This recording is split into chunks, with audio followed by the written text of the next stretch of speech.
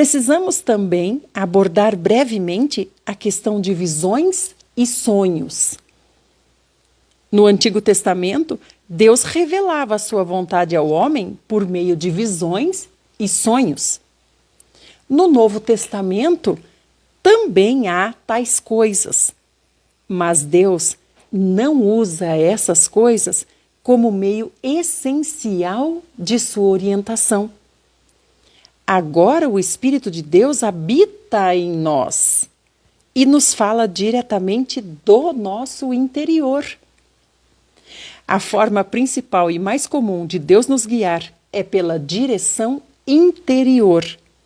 Ele nos guia por intermédio de sonhos e de visões somente quando tem algo muito importante a nos dizer e seria muito difícil nós aceitarmos em circunstâncias normais. Que interessante, irmãos! O Jeff está falando, a mente posta no Espírito dá vida e paz. Romanos 8, amém! E a Joselma falou, exercitar o nosso espírito para ter discernimento. Sim, de tanto exercitar, nós vamos ficando hábeis. Agora, olha que interessante, aqui de repente ele começou a abordar se Deus fala conosco por visões e sonhos. No Antigo Testamento, sim, era uma ferramenta muito usada por Deus, mas agora nós temos o Espírito no nosso interior. Agora nós somos templo do Espírito, nós invocamos. Invocar é chamar o que está dentro. Nós invocamos o Senhor Jesus e aí o nosso interior vem. O Senhor que está no nosso interior vem. Então ele está dizendo que é por aí que o Senhor fala conosco, pela nossa mente, através do Espírito. Ou seja, o Espírito usando a nossa mente. Mas, aí ele diz, e hoje, Deus pode usar sonhos e visões? Sim, mas quando isso acontece? Quando há uma coisa muito especial, olha o que ele falou, quando tem algo muito especial que nós não aceitaríamos em circunstâncias normais. Vamos dar um exemplo, né? Embora ainda não houvesse o Espírito dentro, mas vamos dar um exemplo, por exemplo, Maria, né? Maria ia acreditar por si mesma que ela, virgem, ia dar à luz ao Filho de Deus? Então, uma circunstância especial. Né? Paulo, por exemplo, Paulo, se não tivesse a visão que teve, né, e ouvisse o próprio Senhor dizer, Paulo, por que você me persegue? Será que ele aceitaria? Será que ele entenderia se fosse assim pelo Espírito? Então, só em circunstâncias muito especiais e, a meu ver, urgentes também, né? No Novo Testamento, visões e sonhos não são a maneira usual de Deus nos guiar. Portanto, mesmo que tenhamos visões e sonhos, ainda devemos salvaguardar-nos buscando a confirmação interior e a confirmação no ambiente. Por exemplo, em Atos 10, vemos que Deus queria que Pedro pregasse o evangelho aos gentios. Pedro, sendo judeu, por tradição, nunca iria até os gentios. A fim de tirar Pedro desse preconceito, Deus teve de lhe dar uma visão. Depois que Pedro teve a visão, Cornélio enviou até Pedro 3 homens. Isso foi a confirmação do ambiente. Ao mesmo tempo, havia também o falar do Espírito Santo. Essas confirmações internas e externas nos asseguram, ou melhor, asseguravam a Pedro, no nosso exemplo, de que ele estava agindo de acordo com a vontade de Deus. Que maravilhoso exemplo, né, que ele dá. Então, Pedro teve uma visão. Visão, qual a diferença de visão para sonho? No sonho eu estou dormindo, na visão eu estou acordada.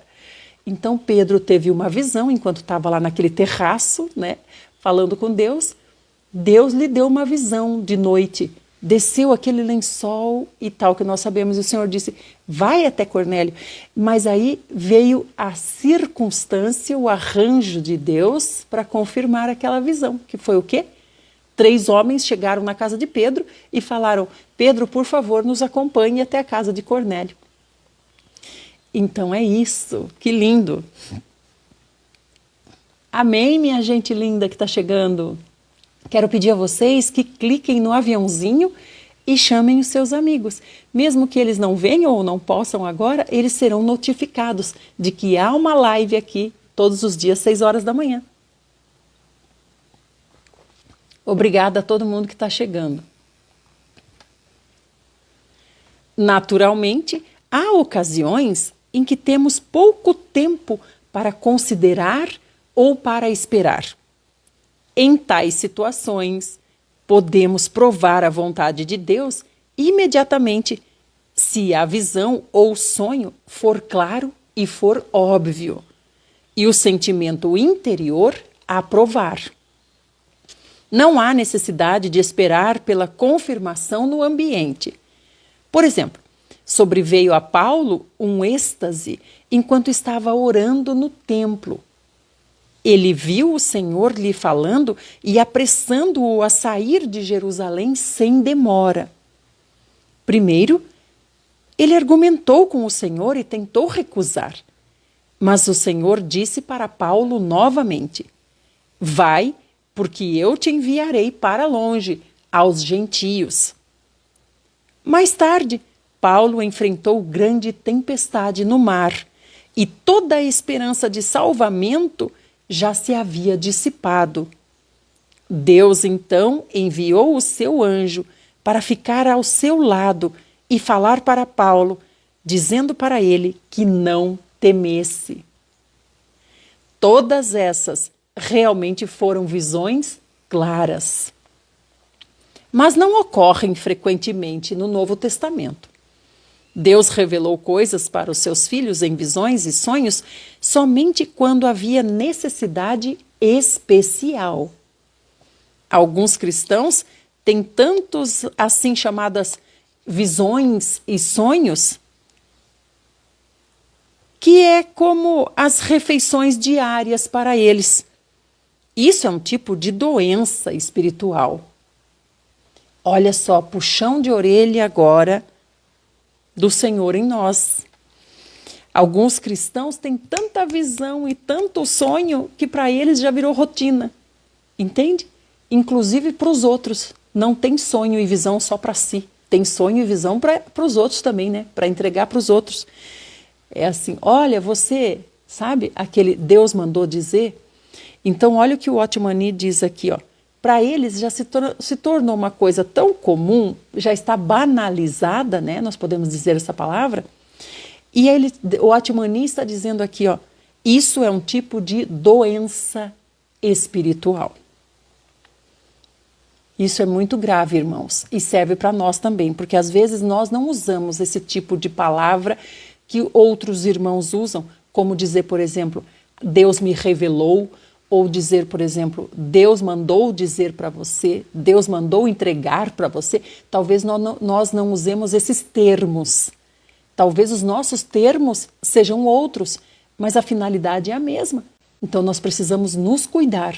O Otmani está dizendo, isso é uma doença espiritual. Por quê? Porque nós ficamos insensíveis para quando for o Espírito de verdade, né? É como alguém que toma tanto aquele remédio sem necessidade, quando precisa, o remédio já não tem mais efeito nenhum. Ficou banalizado. Pode vir de algum tipo de distúrbio nervoso, pode vir de ataque de Satanás, pode vir de engano de espíritos malignos. Independentemente da causa, a situação é anormal. Olha a gravidade disso, né? E ainda mais, isso que o Otmani está escrevendo isso em um tempo em que as coisas eram mais comedidas, né? E ainda na China comunista. Então, quer dizer, não tinha esse alvoroço que tem hoje, essa liberdade que tem hoje. Cada um faz o que quer, né? Como no livro de Juízes, cada um faz o que acha certo, né? Ninguém consulta o Senhor, cada um faz aquilo que acha mais correto, né? Então, imagina se naquele tempo o Otmani está vendo, eu fico imaginando os chineses, né, dizendo, ó, irmão, digamos assim, né, ó, irmão, com licença, honorável irmão, por gentileza, poderia dirigir-lhe a palavra? Estive com Deus, buscando a Deus, estive em comunhão com Deus e me veio o sentimento de dizer ao irmão que Deus isso, aquilo, aquele outro. Então imagina, se naquele tempo o Otmani teve esse discernimento, porque os irmãos tinham aquele cuidado minucioso para fazer as coisas, né? Tinham realmente temor a Deus, não queriam errar nunca. O Otmani teve esse discernimento. Imagina nos dias de hoje, né? Que a gente vê na televisão, a gente vê na internet, a gente vê em tudo que é lugar, Deus mandando mensagens pessoais para outras pessoas, né? Então, nós temos que tomar muito cuidado. E aqui o Otmani nos alerta. Isso pode ser uma doença espiritual, né? Isso pode vir de um distúrbio nervoso, isso pode vir de ataque de Satanás, e isso pode vir também de engano de espíritos malignos. Mas ele aqui também não diz que é sempre isso, né? Nós temos que ter discernimento, só o Espírito poderá nos dar clareza se vem de Deus ou não. Para isso nós precisamos fazer o que nós estamos aprendendo, verificar se vem de Deus ou não. Finalizando, Deus guia o homem de muitas maneiras. Cada um de nós é diferente na condição espiritual e nas suas necessidades. É por isso que Deus nos guia de forma diferente. Porém, os principais meios são o arranjo no ambiente, a direção interior e o ensinamento da Bíblia. Precisamos ressaltar novamente que quando essas três coisas concordam, uma com as outras duas, podemos ter certeza de que encontramos a vontade de Deus. Obrigada por sua companhia. Para mais áudios de Otmani, procure por Idelma Ferreira com H no Telegram.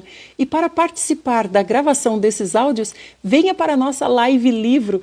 Ela acontece todos os dias às 6 horas da manhã no IG Otmani. Aguardo você. Aleluia! Muito obrigada, meus queridos, por terem vindo. Obrigada, a palavra de hoje veio nos alertar.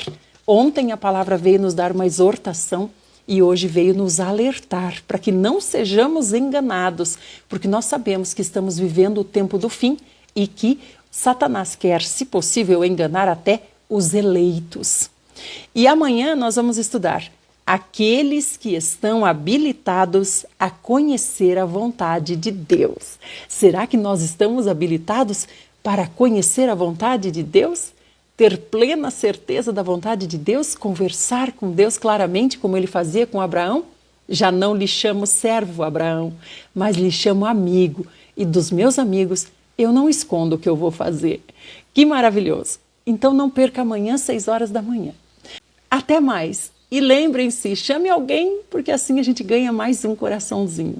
E orem por esse IG, o Otmani, pela vida do Jeff, que nos disponibiliza todas essas bênçãos através desse Instagram que ele criou, o Otmani, e tem sido maravilhoso para todo mundo. Até amanhã, gente. Tchau, tchau.